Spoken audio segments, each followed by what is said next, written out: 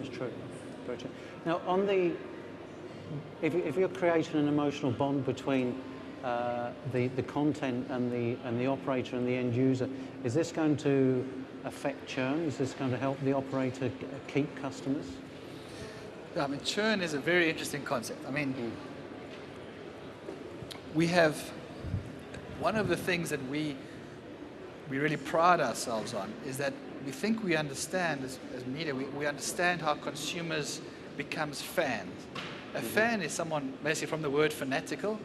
You don't see a fan, you know, stopping to enjoy a particular artist. He kind of likes them for most of his life, and he likes his songs. If you talk to someone today, they don't necessarily churn and like something else. They're fanatical about what they are. So if you give somebody a product and their churn means that their access expires. So if you have the ability to give somebody a library of content, and they take that content and they make it personalized for themselves, they create playlists, they create services, and if they don't subscribe to your telco anymore, they lose access to this portal where they created this whole media experience. We think we can allow operators to reduce the amount of churn by using the fact that if you cancel my subscription, I also cancel the subscription to my music service. And I quite enjoyed the music service, particularly if that music service has become customized.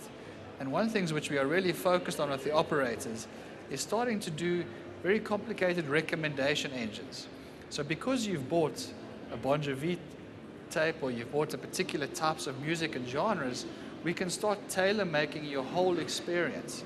I think users today are really frustrated with the amount of spam and the amount of everybody gets presented the same content portfolio from these web portals that the companies have here. I mean, I'm a unique customer. I want to, once they start seeing how I'm using my service, I think it needs to be customizable. So once you build a relationship with your consumer by showing him continuously services that you know he likes, so you present the news like he likes it, and the stories from home versus, and he goes to a new operator, he's got to start building up that whole history again for that operator to get to know him better. So we really think we can use content to help customers change churn and really reduce churn.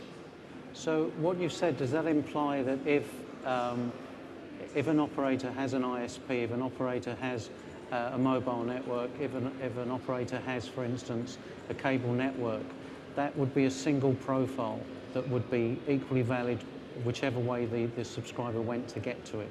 So if they were at home watching the TV through the cable connection, it would be their same profile that would be set up, so they wouldn't need separate profiles for when they're using their mobile phone in the car, for instance. I mean, this is exactly the, I mean, you touched on something which is the exact USP that we try to see and we focused on. So yes, we focused on the media assets, and we have to bring great content which people want. But the other is we have to have a great delivery platform. And delivery is speed, is one thing, right? And delivering it to you in a way that you want it. But the other is that delivery platform has got to remember who you are every time you access the archive. Whether you access it from your PC or whether from your phone or whether it is, you need to have a unique user registration. And that unique user registration you carry across all your devices. And because you use that, we then can start tracking your unique content which we show you wherever you are. So yeah, simply somebody could be using their mobile phone in the car, having a scroll through the movie trailers, looking at the trailer because it's obviously a short piece of content, not too big, selecting I quite like this, push download, and it starts coming down to their cable in their house. By the time they get home, it's already halfway downloaded, they start watching it and they sort of catch up through progressive download. So I really think we can change the way people interact through convergence. So there's two strategies for customers. If you want to reduce churn, you can sell a customer more of your products. It's obviously the one area, bundling. So we think we can help people to bundle by creating value add.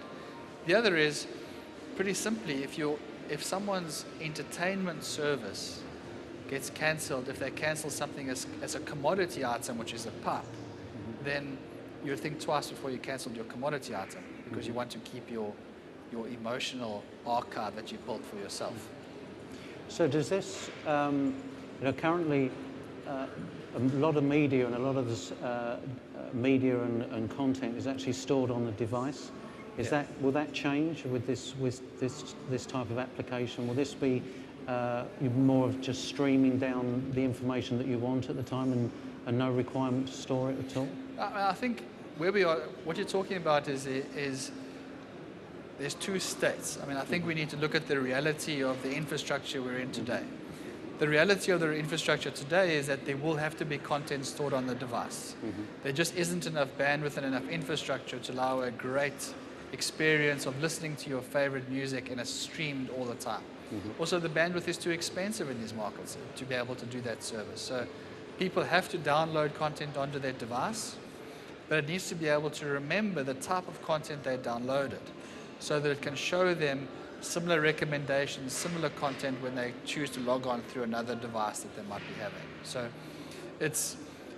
I do see the future is going to be that no content will be downloaded. In a world where there is bandwidth that's very fast, all you will have is your personal playlist. And that playlist you can take with you everywhere, and everywhere you'll be able to stream content on every device. So you won't have to physically ever own. Ownership is no longer taking the file and putting it in your pocket. Ownership is now the right to have the ability to play it whenever you want it, wherever you want it. It's a slightly different concept in the future. But where we're sitting today, we're still in an environment where your devices do need to download content. What we do is we allow customers to download the content that they like. We keep tracks of when you download a Justin Timberlake MP3, it probably means that when you're using your WAP service on your phone, you'd probably like to see the Justin Timberlake ringtone or the Justin Timberlake wallpaper. It makes sense that we can show you the content which is applicable to your device based on the history of your browsing experience. So when you're on your PC, we can perhaps show you Justin Timberlake's latest music video or his latest concert video or something of that nature. So we can show people in that context a tailor-made experience, but doesn't have to move the content around with him. So the bundling aspect, the way operators currently behave, or you could call them delivery devices, because these are actually a cable is a delivery methodology. Is that bundling going to change? Are we going to see a different kind of competitive between the operators and the way they approach the end user? Is this the next stage of what will provide the the next hockey stick in the market? I mean, I think you're right. If we look at the trend today, there is a natural competition between the operators, and all they seem to do is reduce the price. So you get more bandwidth for less price. And I'm not sure how long this is going to be sustainable.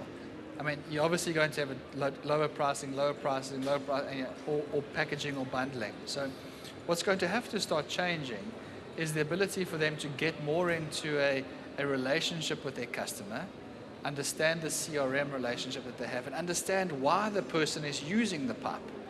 If they understand why he's using the pipe, they can then build applications on top of that, which a user is quite prepared to pay for. And there is significantly more margin in those services than there are in the cable infrastructure. I mean, we can, for example, work with an operator, produce some owned content, which we do in partnership with the operator, and we can make that available to users who would quite happily pay a certain fee for it, or advertisers would like to sponsor and pay for that sponsorship. Immediately, what we've done is we've increased the ARPU of a customer, without him necessarily having to change or invest in 3.5 or invest in more infrastructure to increase the ARPU. We can increase the ARPU by just giving him something that he really needs and wants, and we can move him up the food chain.